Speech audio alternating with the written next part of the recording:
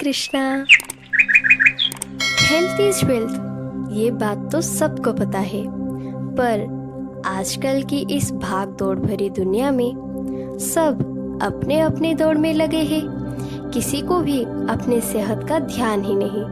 पर जब सेहत का कुछ समस्या हो तो सबसे पहले ख्याल आता है डॉक्टर और डाइटिशियन का। पर अगर हम रोज ही हमारे सेहत का कुछ ध्यान रखें तो फिर आगे जाके कुछ समस्या ही नहीं होगी। तो फिर कैसे रखें हम हमारी सेहत का ध्यान? सब समस्या का समाधान हमें शास्त्र से मिलता है, लेकिन इसके बारे में शास्त्र क्या कहता है, चलिए देखते हैं। शास्त्र में दिया गया है रोज हमें सरल जीवन जीना चाहिए और सात्विक आहार लेना चाहिए और महीने में 2 दिन हमें उपवास करना चाहिए। इससे हमारी डाइजेस्टिव सिस्टम भी ठीक रहती है और आजकल तो डॉक्टर्स और डाइटिशियन भी यही सलाह देते हैं। लेकिन अगर हम जब भी अपनी इच्छा अनुसार उपवास करें तो उससे हमें सिर्फ एक ही फायदा मिलेगा। पर अगर हम शास्त्र में दिया गया इंस्ट्रक्शन के अनुसार डाइट फॉलो करें तो इससे एक तीर में 2 शिकार, यानी एक तो हमारा सेहत अच्छी रहेगी और दूसरा हम पुण्य भी अर्जित करेंगे। शास्त्र हमें कहता है कि अगर एकादशी के दिन कोई अन्न ग्रहण करता है तो उसे दुनिया का सारे पाप का फल मिलता है, और अगर कोई उस दिन उपवास करता है यानी कि सस्य से उपवास करता है तो उसे बहुत बहुत पुण्य मिलता है और सबसे बड़ी गिफ्ट भगवान की कृपा मिलता है। तो फिर आप खुद ही सोचिए किससे हमें फायदा मिलने वाला है। तो क्या हमें शास्त्र की बातें माननी चाहिए? आप सब तो जानते ही हैं, अब सावन का महीना चल रहा है, यानी चातुर्मास्य का पहला महीना। और चातुर्मास्य का महत्व तो आप सबको पता ही होगा। इन महीनों में एकादशी का महत्व भी बहुत है। चलिए जानते हैं आगे आने वाली एकादशी के बारे में। जब द्वापर युग में भगवान कृष्ण युधिष्ठिर महाराज को सारे एकादशी का महत्व बता रहे थे, तब कुंती पुत्र धर्मराज युधिष्ठिर कहने लगे कि हे भगवान, आषाढ़ शुक्ल देवशयनी एकादशी तथा चातुर्मास्य का महत्व मैंने भली भांति सुना। अब कृपा करके श्रावण मास के कृष्ण एकादशी का नाम क्या है सो बताइए। श्री कृष्ण भगवान कहने लगे कि हे युधिष्ठिर, इस एकादशी की कथा एक समय स्वयं ब्रह्मा जी ने देवर्षि नारद से कही थी, वही मैं तुमसे कहता हूँ। नारद जी ने ब्रह्मा से पूछा कि हे पितामह, श्रावण मास के कृष्ण पक्ष की एकादशी की कथा सुनने की मेरी बहुत इच्छा है। इसका क्या नाम है, क्या विधि है और इसका महत्व क्या है, सो कृपा करके कहिए। नारद जी के ये वचन सुनकर ब्रह्मा जी ने कहा, हे नारद, लोगों के हित के लिए तुमने बहुत सुंदर प्रश्न किया है। श्रावण मास की कृष्ण एकादशी का नाम कामिका है। इसके सुनने मात्र से वाजपेयी यज्ञ का फल मिलता है। इस दिन भगवान के उपेंद्र यानी वामन देव के रूप में पूजन होता है, जिसके नाम श्रीधर, हरि, विष्णु, माधव, मधुसूदन, इन सब की पूजा करने से जो फल मिलता है सो सुनो। जो फल गंगा, काशी, नैमिषारण्य और पुष्कर स्नान, और जो फल सूर्य और चंद्र ग्रहण पर कुरुक्षेत्र और काशी में स्नान करने से, समुद्र वन सहित पृथ्वी दान करने से, सिंह राशि के बृहस्पति में गोदावरी और गंडकी नदी में स्नान करने से भी प्राप्त नहीं होता, वह भगवान विष्णु के पूजन से अनायास मिलता है।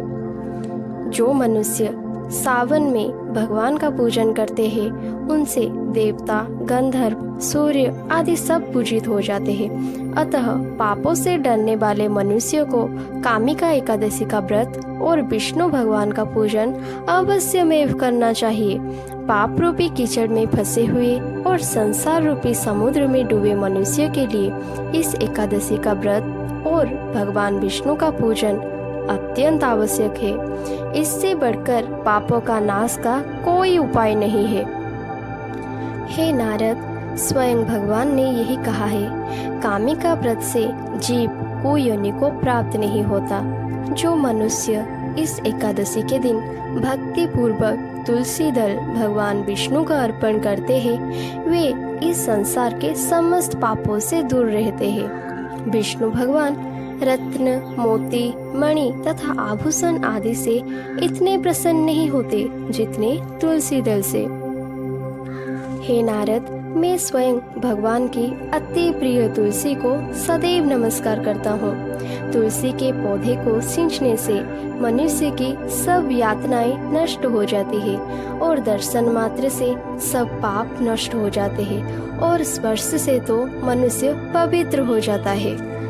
ब्रह्मा जी कहते हैं, हे नारद, ब्रह्म हत्या तथा भ्रूण हत्या आदि पापों को नष्ट करने वाली इस कामिका एकादशी का व्रत मनुष्य को यत्न के साथ करना चाहिए। कामिका एकादशी के व्रत का महात्म्य श्रद्धा से सुनने से और पढ़ने वाला मनुष्य भी सभी पापों से मुक्त होकर विष्णु लोक को जाता है। जैसे जल में होते हुए भी कमल को जल छू नहीं सकता, ऐसे ही इस व्रत के प्रभाव से पाप मनुष्य से दूर रहते हैं। इस व्रत के पीछे एक कथा भी है। एक गांव में एक वीर क्षत्रिय रहता था। एक दिन किसी कारणवश उसकी एक ब्राह्मण से हाथापाई हो गई और ब्राह्मण की मृत्यु हो गई। अपने हाथों मरे गए ब्राह्मण की क्रिया उस क्षत्रिय ने करनी चाहिए, परंतु अन्य ब्राह्मणों ने उसे क्रिया में शामिल होने से मना कर दिया। ब्राह्मणों ने बताया कि तुम पर ब्रह्म हत्या का दोष है, पहले प्रायश्चित कर इस पाप से मुक्त हो, तब जाके जो कुछ और। इस पर क्षत्रिय ने पूछा, इस पाप से मुक्त होने का क्या उपाय है? तब ब्राह्मणों ने बताया कि श्रावण मास के कृष्ण पक्ष की एकादशी को भक्ति भाव से भगवान श्रीधर का व्रत एवं पूजन कर ब्राह्मणों को भोजन करा के सदक्षिणा के साथ आशीर्वाद प्राप्त करने से इस पाप से मुक्ति मिलेगी। उसके बाद क्षत्रिय ने उनकी बताई हुई विधि से एकादशी व्रत करके ब्रह्म हत्या पाप से मुक्त हो गया। इसीलिए इस एकादशी का महत्व बहुत है और उसे ठीक से पालन करके द्वादशी के दिन समय पर पारण करना भी जरूरी है। एकादशी में रात्रि जागरण का भी बहुत महत्व है। एकादशी के दिन ब्रह्म मुहूर्त में उठकर स्नानादि करके मंगल आरती करने के बाद भगवान के श्री विग्रह को पंचामृत आदि से स्नान करा के सुंदर वस्त्र और अलंकार आदि से सुसज्जित करके अपने सामर्थ्य अनुसार पूजा करनी चाहिए और तुलसी महारानी की तो विशेष सेवा करनी चाहिए।